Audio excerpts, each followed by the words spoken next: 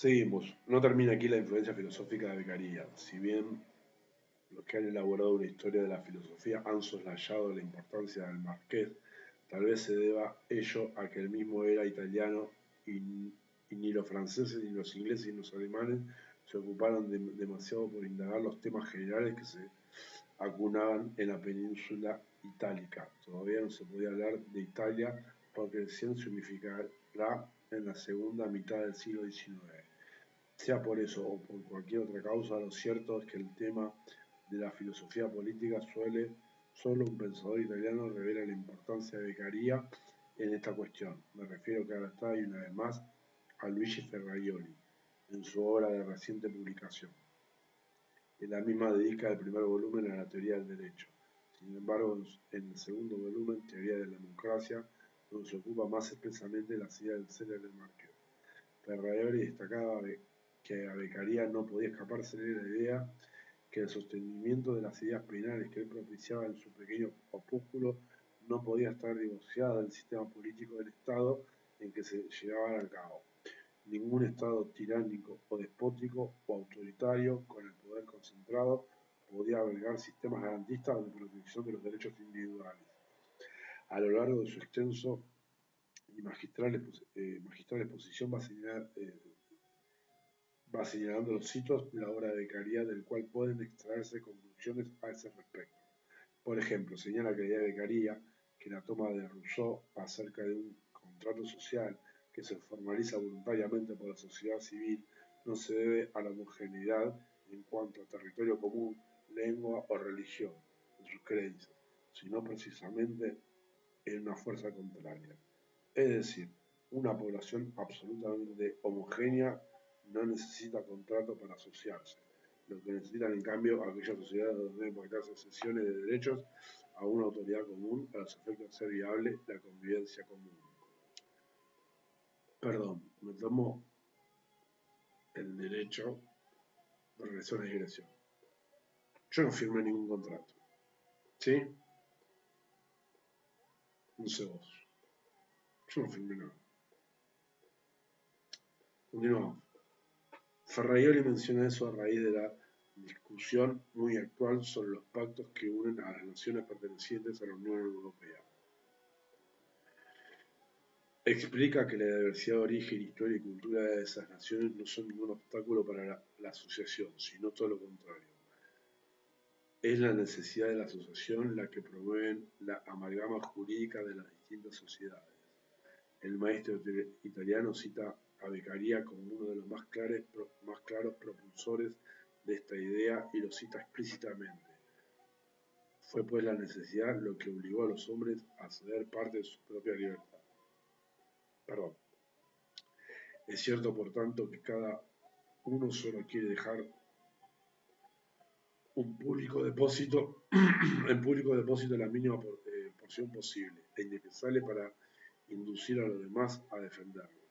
En igual sentido, ahora siguiendo a Montesquieu, afirma Beccaria la necesaria división de poderes para impedir el avasallamiento del poder del soberano.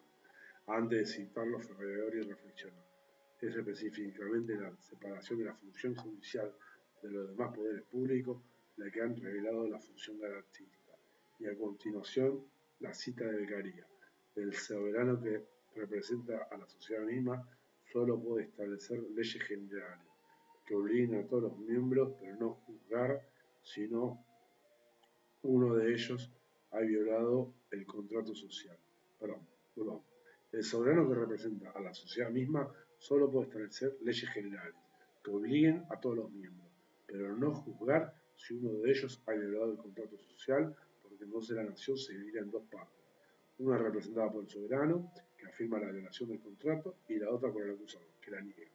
También inserta Ferraioli la última parte que he agregado a la nota anterior y lo hice con motivo de recalcar que la independencia absoluta de los jueces nace del distinto cometido de estos con respecto al resto de la función pública estatal. Bastaría esto para explicar el carácter no consensual ni representativo de la legitimación de los jueces y para fundar su requisito de imparcialidad, condición tercero independiente respecto de cualquier poder, incluso los poderes representativos de la mayoría. En efecto, precisamente porque la legitimidad del juicio reside en la imparcial comprobación de lo verdadero. Aquí inserta el autor la cita mencionada de Beccaria. No puede depender del consentimiento de la mayoría. Esto es muy importante. En efecto, precisamente porque la legitimidad del juicio reside en la imparcial comprobación de lo verdadero, obvio, los paréntesis, no puede depender del consentimiento de la mayoría. Ninguna mayoría, ni siquiera la unanimidad de los consensos o disensos, puede hacer verdadero lo que es falso, ni falso lo que es verdadero. Consensos o disensos no añaden nada a la verdad o falsedad de las motivaciones. Por eso el carácter electivo de los magistrados, que caracteriza, por ejemplo, a la experiencia constitucional americana, está en contradicción, al igual que la electividad o peor, la dependencia del Ministerio Público respecto al Ejecutivo con la fuente de legitimación de la jurisdicción. Tal vez parezca extensa la cita, pero no resistí la tentación de volcarla aquí en momentos de que tantos colegas que comparten de manera enfática estos conceptos digan ahora que es menester democratizar la justicia y adquieren esta educación en el sentido que se tiene que haber participación mayoritaria en el nombramiento de los magistrados. Si tenemos en cuenta que lo escrito por Beccaria data de casi 250 años, volvemos a admirarnos de la vigencia de sus conceptos. Y para terminar aquí, y en el mismo sentido del párrafo precedente, existe enorme consenso académico en defender lo que Ferraioli ha dado a llamar derecho penal mínimo. Derecho penal mínimo. Y este respetado, por lo menos hasta ahora en la Argentina, autor extrae argumentos, por lo menos en parte, de las conclusiones a las que arriba Beccaria en la última parte de su librito. Para que toda pena no sea violencia de uno o de muchos contra un particular ciudadano, debe esencialmente ser pública, pronta, necesaria, la más pequeña de las posibles, en las circunstancias actuales, proporcionada a los delincuentes y dictada por leyes. Para que toda pena no sea violencia de uno o de muchos contra un particular ciudadano, debe esencialmente ser pública, pronta, necesaria,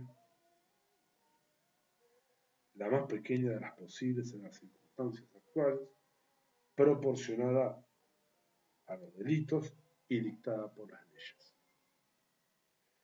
Esta frase del Marqués, la mínima posible en las circunstancias dadas, es la que le hace decir a Ferraioli que el modelo de derecho penal mínimo se encuentra basado en ella. Por último, Ferraioli va más allá y no duda en realizar la siguiente afirmación. A partir de aquí se entiende por qué el derecho penal fue el terreno donde nació el liberalismo y también el Estado de Derecho. En efecto, los principios de materialidad y lesividad de los delitos, elaborados por la cultura ilustrada como límite a la potestad punitiva y criterio de jurisdicción de lo punible, no son sino corolarios del principio liberal entre derecho y moral. Conforme a ellos, no son punibles los actos internos, los simples vicios, los actos contra uno mismo, los lesivos contra la religión, lo que se conoce como buenas costumbres, sino solo los comportamientos exteriores concretamente dañosos para las personas de carne y hueso. Se trata de principios en cuyo nombre la cultura ilustrada y liberal condujo en los siglos XVII y XVIII batallas memorables contra la represión de los hechos inofensivos y no obstante considerados inmorables, como la herejía, los crímenes de lesa majestad, la sodomía, la homosexualidad, la prostitución, la tentativa de suicidio, la embriaguez, el uso personal de estupefacientes. A continuación, Ferraioli hace una nota en ella, cita a muchos autores ilustrados de cuya obra pueden extraerse las mejores lecciones sobre el derecho penal, entre ellos al mismo Beccaria, de los delitos de la pena, cuya transcripción completa me resisto a realizar Exhorto a quien esto lea a que lo busque y leyéndolo extrae una de las lecciones imperecederas que debemos al notable Márquez. Perdón.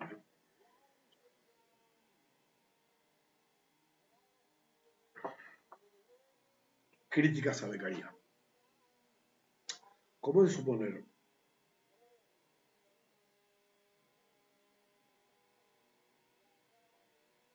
antes de seguir,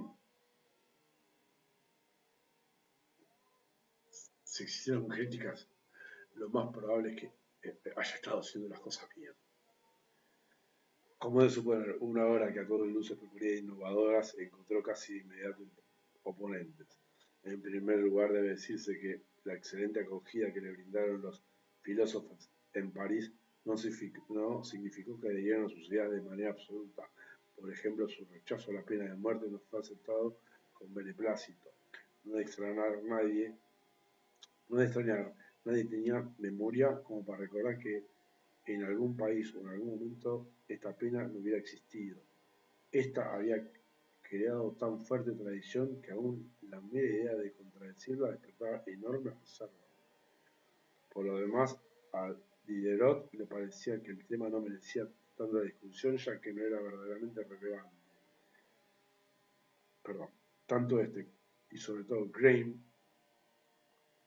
Friedrich Melchior Green, 1723-1807, quien participó de las reuniones de Carías en el Salón Dolbach, y que según el autor que estoy siguiendo era la voz oficial de la Ilustración Europea, consideraban al marqués italiano demasiado joven e ingenuo para conocer la realidad del mundo que lo rodeaba. Lo suponían un individuo de clase alta que no conocía nada fuera de las calles más elegantes de Milán. Y además, ambos eran escépticos con respecto a la recepción popular de las concepciones innovadoras que ellos mismos defendían y consideraban que la ilustración no iba más allá de los suburbios. Grimm creía que la especie humana nunca había cambiado y que nunca cambiaría, ni para mejor ni para peor, pese a las quimeras del progreso. La historia ha demostrado que estas críticas estaban equivocadas. Otro tipo de objeciones también otro tipo de objeciones también lo estarían, aunque poco importa su acierto o desacierto.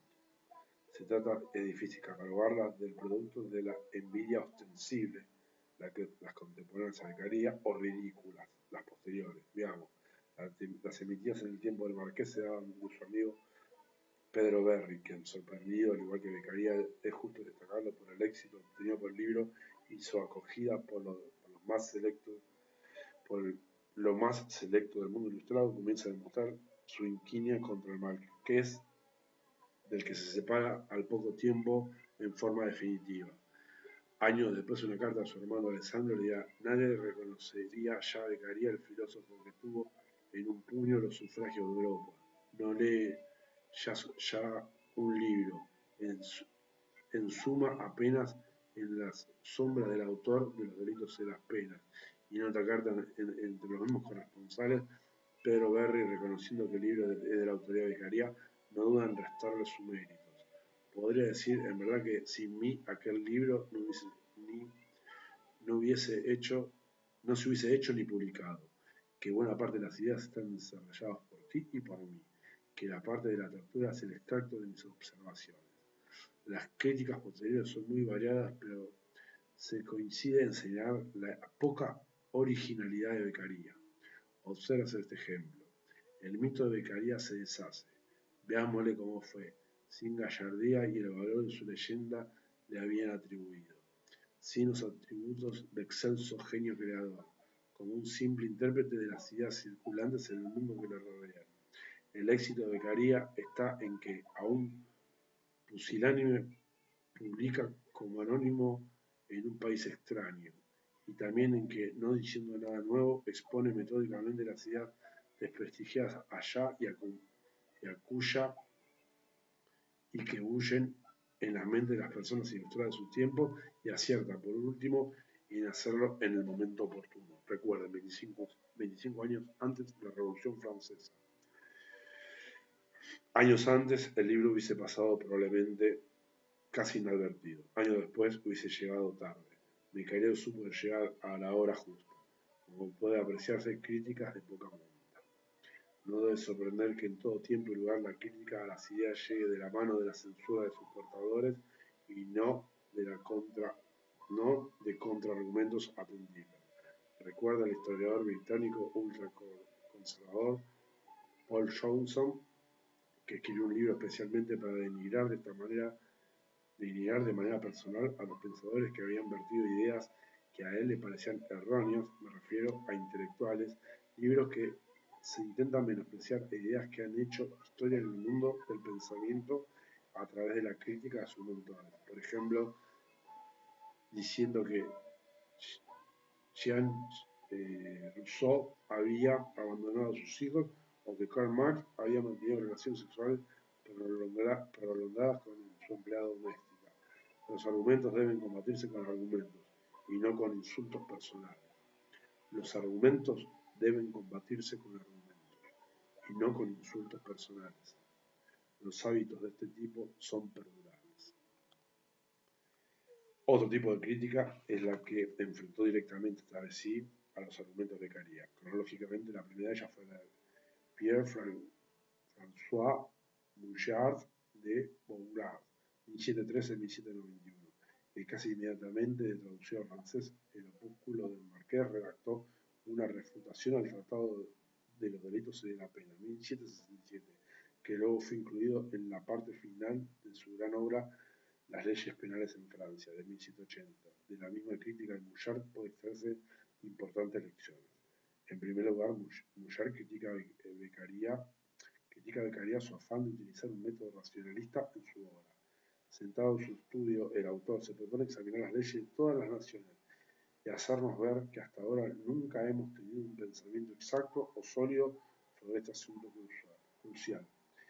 Esta crítica de Bouchard es muy exacta en su época. Cada legislación tenía raigambre histórica propia. Las concepciones de Beccaria y de toda la Ilustración se basaban, por el contrario, en una visión universalista de las cuestiones humanas. Uno hablaba del derecho de los franceses y otro hablaba de los derechos universales, aun cuando no lo denominaran así. Esta es la razón por la que la erudita norteamericana que estoy citando se ocupa de esta cuestión. Recuérdese que está haciendo la historia de los derechos humanos, más allá de los aciertos o los errores de los filósofos, entre los que debe incluirse a Beccaria en el tema de las cuestiones penales. Estos elevaron a cuestiones a debatir los problemas de los hombres como tales y nos ciñeron a consideraciones de orden nacional o particular. ¿Cómo no iban a encontrar la resistencia del ancien régimen? Diferencias que solo salvaría una revolución histórica. En esa refutación Bouchard hace gala de su mordacidad y su profundo conservadurismo, defendiendo no solo la pena de muerte, sino también la tortura judicial. Afirmaba que por el inocente que sufriera la tortura, había otros millones que eran culpables, a quienes nunca se había podido condenar si hubiesen sido antes torturados. Las excepciones no hacían más que confirmar la regla. Criticaba a Beccaria por contradecir siglos de tradiciones del derecho civil, canónico y criminal de Francia y el Sacro Imperio Romano Germánico. Reflexionándose por un momento en esta negación, se rechazaba un argumento por contradecir una tradición. ¿Qué podremos decir de los avances de los derechos de las minorías si defendiéramos de este modo las tradiciones? Refutaba además Bouchard la tesis de Beccaria en cuanto a no aprovecharse de la sensibilidad de los delincuentes y afirmaba, sin eufemismo y con singular sinceridad, hablando de la ejemplaridad de las penas, precisamente porque cada hombre se identificaba con lo que le sucedía al otro y porque sentía un horror natural al dolor. Era necesario preferir en la elección de los castigos el que fuese más cruel para el cuerpo del culpable. Otro crítico de Beccaria fue Daniel Josué. Con similares alegatos que Bouchard, no hay demasiados críticos en ese sentido. El avance inmediato de nuevas concepciones penales pronto dejó atrás este tipo de censura. Ya no puede encontrarse entre los intelectuales quien defienda la tortura, aunque aún existen pocos que defienden la pena de muerte. ¿Hacemos un cortecito? Falta poco, muchachos, a no desesperarse.